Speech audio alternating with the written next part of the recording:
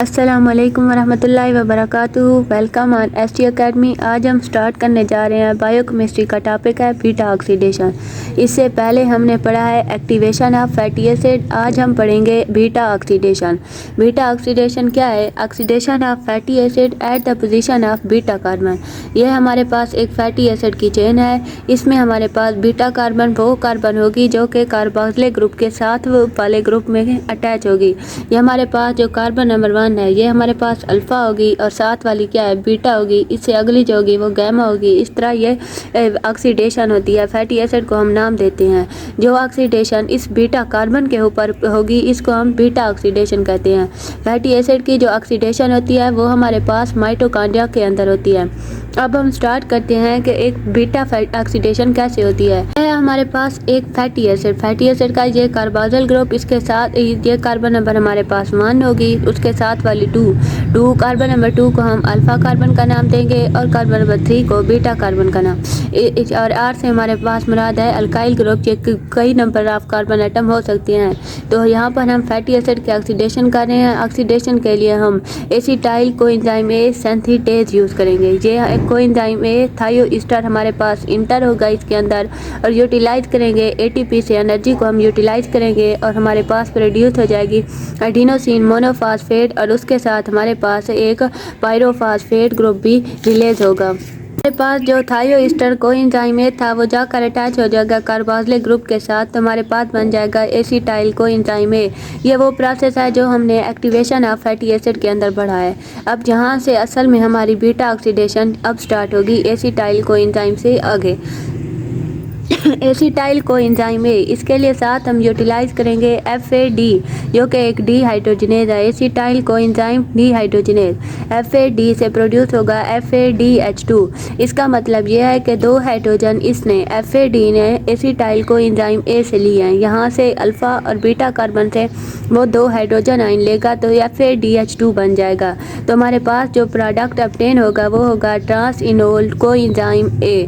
ट्रांसइनोल coenzyme A, यहाँ से 2 carbon remove हो गए तो इसलिए यहाँ पर एक हमने डबल बॉन्ड शो किया। तो FADH2 ये जो बना है ये फर्दर हमारे पास रेस्पिरेटरी चेन के अंदर चला जाएगा और वहाँ पर फिर 2 ATP को यूटिलाइज करेंगे।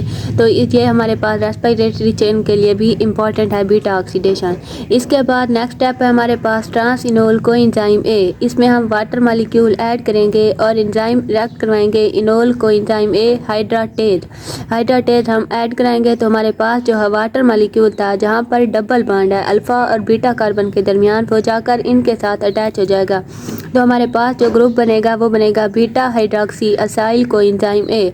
ये जो हाइड्रोजन था इसमें से एक हाइड्रोजन आयन आया, दूसरा क्या है? हाइड्रोक्सल आयन आया। हाइड्रोक्सल आयन आकर बीटा कार्बन के साथ अटैच हो जाएगा और हाइड्रोजन आयन जो है वो अल्फ़ा कार्बन के साथ अटैच हो जाएगा। तो हमारे पास प्रोडक्ट बन जाएगा बीटा हाइड्रोक्सी असाइल कोएंजाइम ए।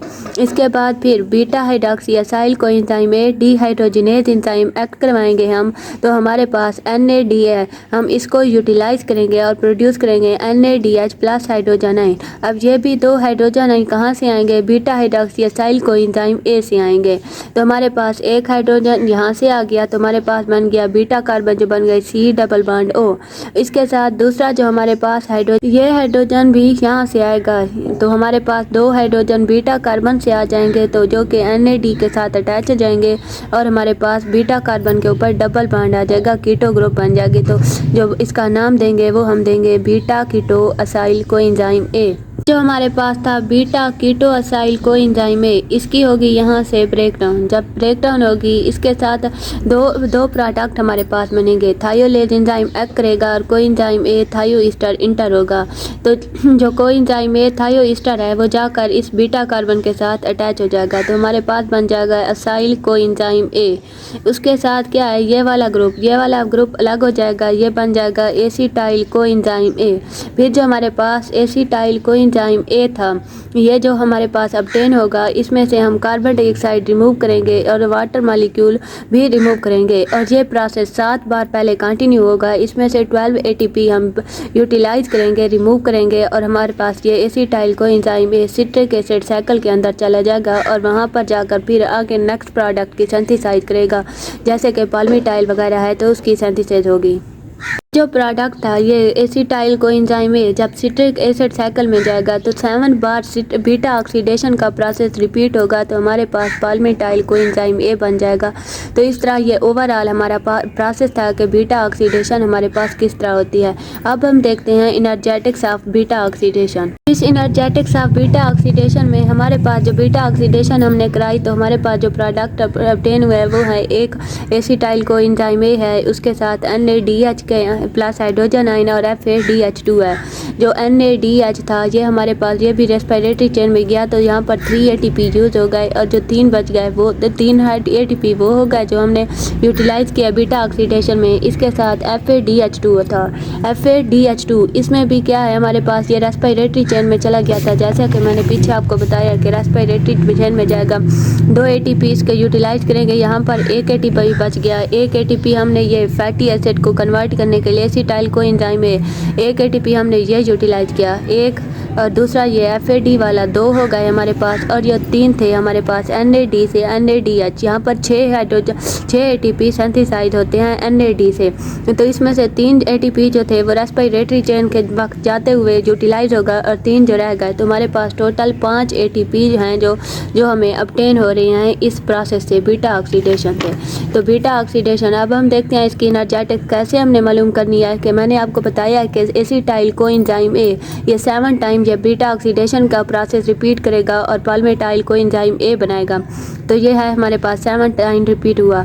उसके बाद ईच राउंड के अंदर हमारे पास जो ATP प्रोड्यूस हुए हैं वो 5 थे। मैंने अभी आपको काउंट करके दिखाए हैं कि किस तरह और कहाँ कहाँ पर हमारे पास कंपाउंड ऑब्टेन हुए हैं। ATP यूटिलाइज हुई है वो 5 कंपाउंड हैं। तो टोटल 7 राउंड के अंदर हमने कितने ATP यूटिलाइज किया है वो अब हम देखते हैं कि ATP इन 7 राउंड ATP अब 7 राउंड में कितने हैं, 7 × 5 करेंगे 35 हो जाएगा। फिर है ATP हमारे पास प्रोड्यूस कितने हुए एसिटाइल कोएंजाइम ए को जब सिट्रिक एसिड साइकिल में एंटर किया तो वहाँ पर हमारे पास क्या है सिट्रिक एसिड साइकिल के अंदर जाते हुए 12 हमारे पास ATP थे वो हमारे पास प्रोड्यूस हुए। 12 को हम 8 से मल्टीप्लाई करेंगे क्योंकि जब हमने 7 टाइम प्रोसेस को रिपीट किया है पाल्मिटाइल कोएंजाइम ए बनाया तो हमारे पास जो एसिटाइल कोएंजाइम ए हैं वो 8 बार प्रिपेयर हुए हैं, क्योंकि एक हमने तो ऑक्सीडेशन के दौरान फैटी एसिड की ऑक्सीडेशन की थी, एक्टिवेट किया था उस वक्त था, और 7 राउंड वाला वो, तो हमारे पास टोटल 8 एसिटाइल कोएंजाइम ए हो गए। तो हमने इसको मल्टीप्लाई किया 12 मल्टीप्लाई बाई 8 तो हमारे पास 96 हो गया। तो हमारे पास जो टोटल ATP अब प्रोड्यूस हुए हैं वो कितने हुए 96 है और ये वाले 35, इन दोनों को ऐड करेंगे तो 131 हो जाएगा। लेकिन हमने ATP यूज़ जो की है एक्टिवेशन ऑफ फैटी एसिड के दौरान, फैटी एसिड को जब हम एक्टिवेट कर रहे थे तो उस वक्त हमने सिर्फ 2 ATP यूज़ किया है। तो इसका मतलब ये है कि हमारे पास जो नेट गेन हुई है ATP overall beta oxidation process में वो क्या होगी, पहले हमारे पास थी 131, अब इस 131 में से 2 हमने जो यूटिलाइज की इसको माइनस कर देंगे तो हमारे पास बच जाएगा 129।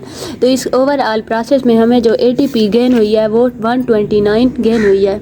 अगर अभी तक आप लोगों ने मेरे चैनल को सब्सक्राइब नहीं किया तो जल्दी से सब्सक्राइब कर लें ताकि मेरी आने वाली हर नई वीडियो आप तक पहुंच के, और कमेंट बॉक्स में कमेंट ज़रूर ऐड करें, लाइक करें साथ में वीडियो को, और इसको ज़्यादा से ज़्यादा अपने दोस्तों के साथ शेयर करें ताकि उनका भी कुछ बेनिफिट हो। अब हम देखते हैं ओमेगा ऑक्सीडेशन। एक तो हमने पढ़ ली बीटा ऑक्सीडेशन, अब देखते हैं ओमेगा ऑक्सीडेशन क्या होती है। फैटी एसिड को हम 2 तरह के नाम देखते हैं, एक हम कार्बोक्सिल ग्रुप से जब नाम स्टार्ट करते हैं तो उसके साथ वाली कार्बन को हम अल्फ़ा काउंट करते हैं, उससे नेक्स्ट वाली बीटा, इस तरह हम काउंट करते हैं। अगर हम फैटी एसिड को जब नेम दे रहे हो वो हम मिथाइल ग्रुप से करें तो वो वाली जो कार्बन होगी उसको हम ओमेगा कार्बन कहेंगे। अब देखते हैं कि ओमेगा ऑक्सीडेशन किस तरह से होती है। जो हमारे पास ओमेगा ऑक्सीडेशन होती है वो हमारे एंडोप्लाज्मिक रेटिकुलम के अंदर होती है। ऑक्सीडेशन हमारे पास क्या होती है कि रिमूवल ऑफ 1 कार्बन एटम, एक कार्बन एटम का रिमूव हो जाना, इसको हम ऑक्सीडेशन कह रहे हैं। अब हम देखते हैं कि किस तरह ओमेगा ऑक्सीडेशन होती है। ओमेगा ऑक्सीडेशन के लिए हम ऑक्सीजन इंटर करेंगे, साथ में हम एंजाइम यूज़ करेंगे ऑक्सीडेज, और इसके साथ NADPH plus hydrogen ion dehydrogenase हम यूटिलाइज करेंगे और प्रोड्यूस करेंगे NADP। तो अब यहाँ से 2 हाइड्रोजन थे, ये 2 हाइड्रोजन जाकर इसके साथ अटैच हो जाएंगे ओमेगा कार्बन के साथ। अब ये ओमेगा कार्बन के साथ आकर अटैच हो जाएंगे CH2 ये वाला, और उसके साथ हमने 2 हाइड्रोजन ऐड किए हैं, OH आ जाएगा।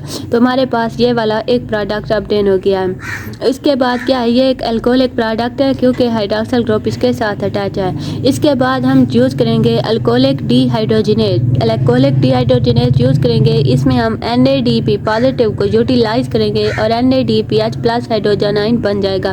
अब ये बात ख़ास ख्याल रखनी है कि फर्स्ट में हमने ऑक्सीडेज जब यूज़ किया तो उस वक्त हमने NADPH प्लस हाइड्रोजन आयन से NADP पॉजिटिव पैदा किया है, बनाया है। और उसके बाद जो अल्कोहलिक डीहाइड्रोजिनेज है इसमें हम NADP पॉजिटिव को यूटिलाइज करके NADPH प्लस हाइड्रोजन आयन बनाएंगे। आगे जितना भी प्रोसेस होगा उसमें ये सेम डीहाइड्रोजिनेज यूज होंगे। जो फर्स्ट वाला है बस यहीं पर डिफरेंस है। तो हमारे पास जो अल्कोहलिक फैटी एसिड था, अब इसको हमने अल्कोहलिक डीहाइड्रोजिनेज एक्ट करवाया और हमारे पास जो प्रोडक्ट बना है वो ये बना है कि हमने 2 हाइड्रोजन ये वाले रिमूव कर लिए, तो हमारे पास बन गया C डबल बॉन्ड O और OH। तो इस तरह हमारे पास एक एल्डिहाइड, ये एक एल्डिहाइड ग्रुप है क्योंकि एल्डिहाइड ग्रुप कहाँ होता है, फर्स्ट कार्बन के ऊपर होता है CHO, जहाँ पर भी आ जाए हम इसको एल्डिहाइड ग्रुप कहते हैं। एक एल्डिहाइड फैटी एसिड हमारे पास आ गया। इसके बाद फिर एल्डिहाइड डीहाइड्रोजिनेज हम एक्ट करवाएंगे तो हमारे पास फिर वही एंजाइम यूज़ करेंगे, NAD पॉजिटिव और NADH प्लस हाइड्रोजन आयन बन जाएगा हमारे पास। तो इस तरह हमारे पास क्या है, अब एक और प्रोडक्ट ऑब्टेन हो गया, इसमें से एल्डिहाइड ग्रुप भी रिमूव हो गया, C डबल बॉन्ड O और ये वाला हाइड्रोजन भी अब इसका रिमूव हो गया है। हमारे पास तो बन गया है C डबल O नेगेटिव।